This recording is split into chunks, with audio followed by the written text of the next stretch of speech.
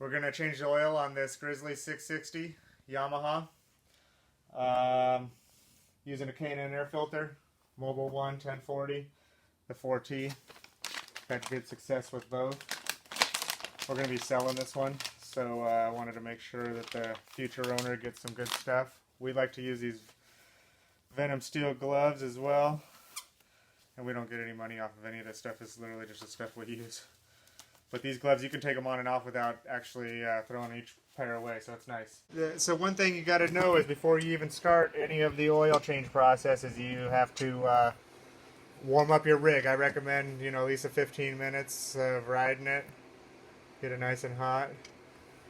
I've changed oils on motorcycles without heating them up, and you can't even get really the last, cord out sometimes. So it's important. It's what gets it all off of the upper chambers, because the upper areas, it won't drip down. It's changing the oil. Got this cardboard under there for now. Going to be using this oil pan.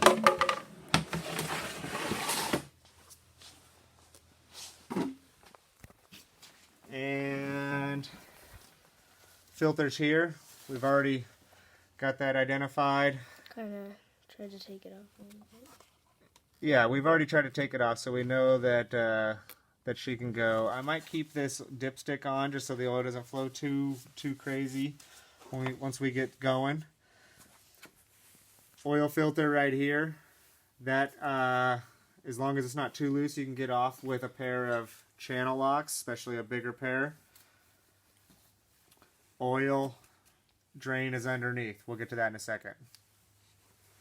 Alright, so we've looking at the oil drain here, sizing up what size we need. Haven't done it in a while. We've owned this rig for 4 or 5 years now. Been good to us. Change the oil every season. It's 17 millimeter. And we're going to be selling it, so we want to give it a once over before it goes to the new owner. Right.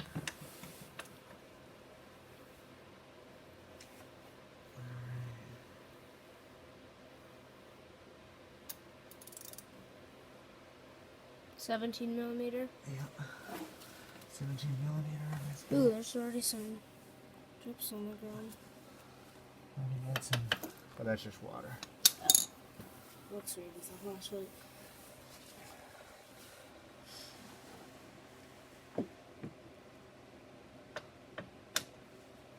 Are you taking it off fully right now?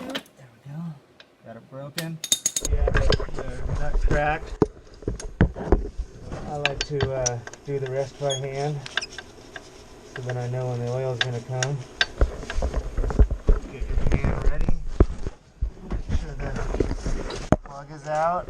Make sure the air is ready. And it's right by that. There's a bunch of times where I've forgotten to undo the plug and just catch it in time. Drain plug's about 3/4 of an inch. There we go. And we're off. Oh dang, it's coming out fast. Coming out fast. Yeah, I might not need that dipstick. Grab a raggy.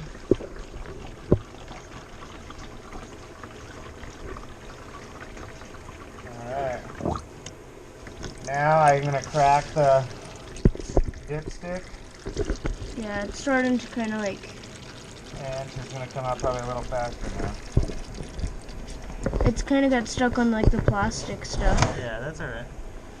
Yeah, well, obviously. It's starting to come out all those... You probably, like you said earlier, you're probably supposed to take off the skid plate.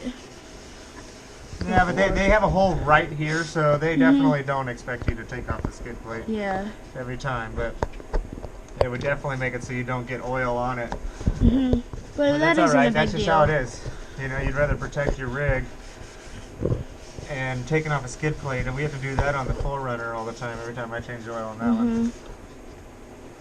It's a pain in the butt. And the next thing that's going to drip all down is this You're looking good on everything. Yeah, there's. Let's see. Make sure to heat Alright, so up. I'm going to go ahead and do the oil filter now, and it won't come out. So we checked to see if we could even get this one off with this, and luckily you can. It's not the highest recommendation to do it with the channel locks. You were looking for that special tool. Yeah, there's a, you could use the one that fits it and put it on a socket wrench. I happen to have a big pair of channel locks handy, and I was able to get it undone. We're putting one on that has the wrench thingy. Yeah, so the next one will have the K&N wrench on it, so you can do it with just simply, I think it's a 5/8. So that'll make it easier. Then you can do it right there. Yeah, like right in the middle. All right, so we still have our pan underneath. Because This thing's gonna drip.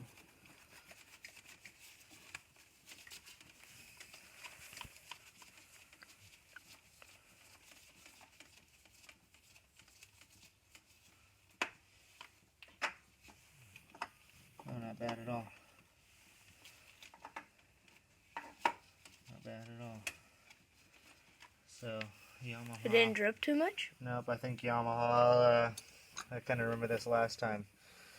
Yamaha, I guess, has got it so that it drains mostly to the bottom before it gets through the filter when it's draining. So that's good. Drains out of the filter. Alright, we're just going to pop this back in the box. So is there oil in that right now? Yeah.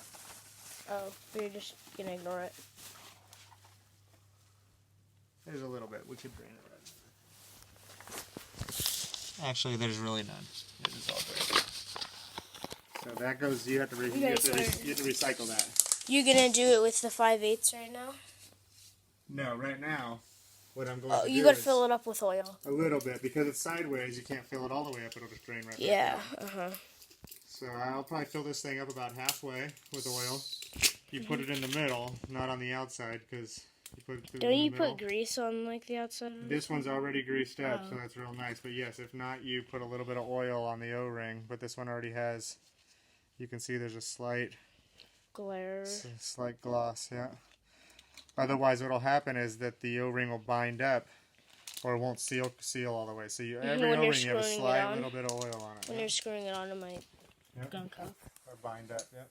Bind up, or whatever word you used. So you take...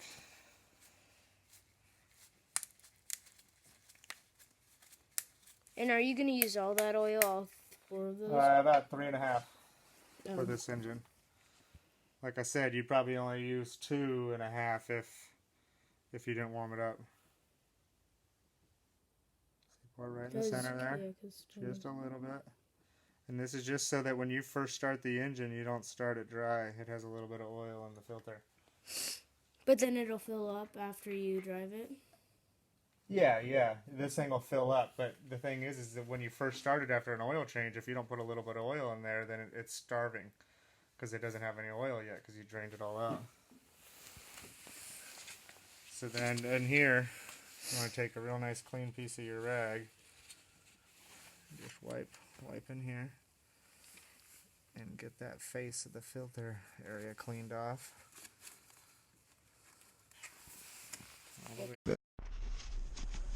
So just clean up that whole area. Take a nice clean piece of your rag and go all around the edge there so that you get a nice clean connection.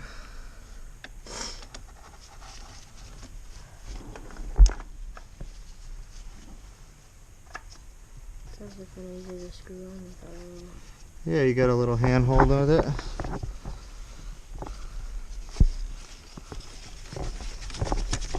You just screw it on from there. Yep, and you just do it hand tight. Because it doesn't look like it's fit in the middle of me.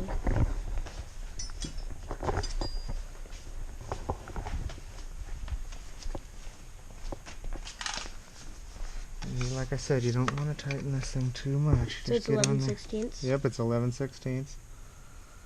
See, and that's perfect.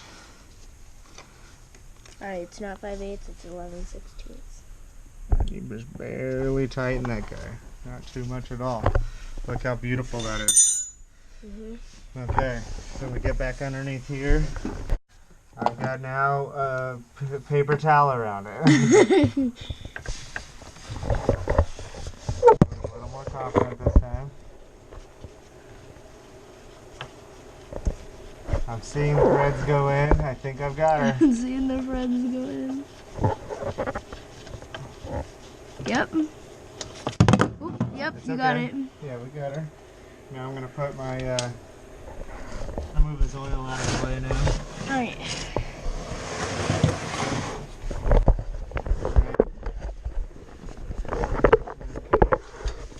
Ratchet.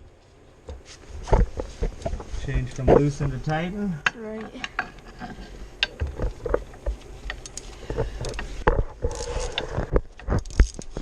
Tighten that hole.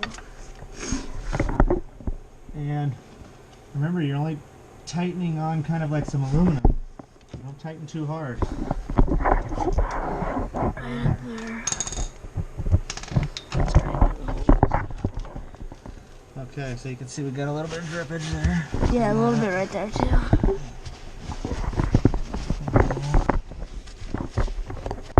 We'll keep this underneath us here. See, look, you can see it on the ground.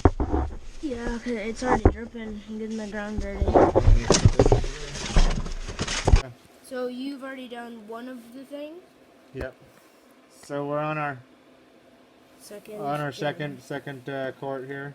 And you should try and get all like the little drips you can out of. You know, don't waste your time, but as you Try and get like as much as you can. Like that. Okay, just kind of move it around a bit, try to make sure you just don't miss any. Especially with these crazy weird shaped bottles I have. There's always a few drops left in there. But you didn't need all of them. As much as I said. Alright. So, got 2 quarts in there. So you're gonna measure it? Yeah, I like to give it a look-see. Make sure you don't overfill it, because then you Yeah, then I have to drain it again. And you have to drain it a little Pain in the bit. butt. Just a waste of oil by then. Where's the stick to measure it? This is it. Oh, that was tiny. Smaller So you than got to the be on a level smaller. surface, obviously. Yeah. This guy is saying. That is a weird stick. Okay, so I just So, read like, the let's- manual, and do not screw the top in, you just set it in. Yeah, so so it takes about 2 quarts. We just fill this thing up with about 2 quarts of oil. And what you do when you're checking the oil, so we haven't even started this thing up yet, so it hasn't run through the oil filter, it hasn't run through the engine yet. But when you check the oil on this, you do not screw it all the way in. You simply seat it and pull it out. And you'll see if we can get this on here. Zoom, pull out, there you go. You see how it's, no, zoom out.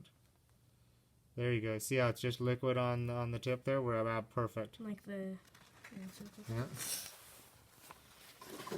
This is just about perfect. Not like a car, you don't screw it in and take And it I out. can- Okay.